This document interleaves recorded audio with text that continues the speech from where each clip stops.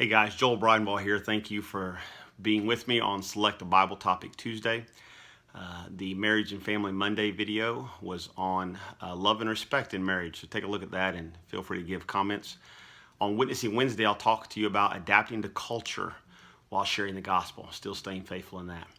Select a Bible Topic Tuesday, I'm doing the Unpardonable Sin, something you guys voted for last time and failed to get the video uploaded properly. But let me simply address this. So Matthew 12 is one of those passages that talks about the unpardonable sin. And unbelievably, a number of Christians think the unpardonable sin is something like suicide, taking your life. Well, taking your life is a sin because you're trying to be God of your life and determine when death should happen.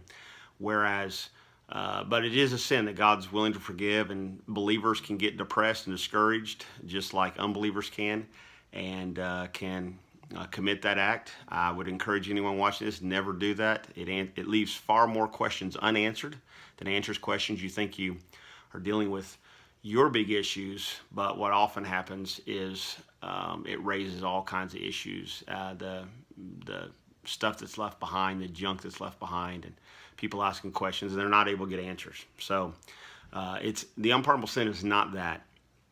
The unpardonable sin, as Jesus says, is to blaspheme the Holy Spirit. So the question is, what is blaspheming the Holy Spirit? He says you can even speak against the Son of Man, but you can't blaspheme the Holy Spirit.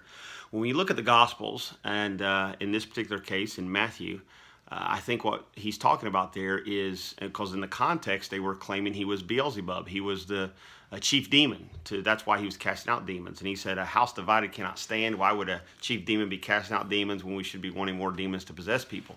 So that he kind of talks to them about the wrong thinking in that line. But I think what he is saying is to deny the work of the Holy Spirit, the unique work of the Holy Spirit in the life of Jesus, is blaspheming the Spirit, just as those people did when they were denying that God was uniquely at work in Jesus, specially at work in Jesus through the Holy Spirit. And the same could be said for blasphemy. So blasphemy of the Holy Spirit is to deny that Jesus is unique and deny that the Spirit had a unique role in his life. Yes, the Holy Spirit works in our lives, but in a different way than he worked in Jesus' life.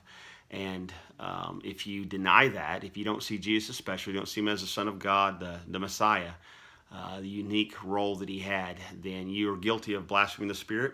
And in so doing, you are not going to be forgiven of that sin, that God will forgive all others, but that failure to believe and to trust and to recognize that unique role that the Spirit had in Jesus' life. So I hope that helps you out. I hope that helps you wrestle with that. That's not the only view out there, but that's the way I understand the unpardonable sin. I think that's better contextually understood. So feel free to comment on that if you'd like, and I'll see you again soon. God bless.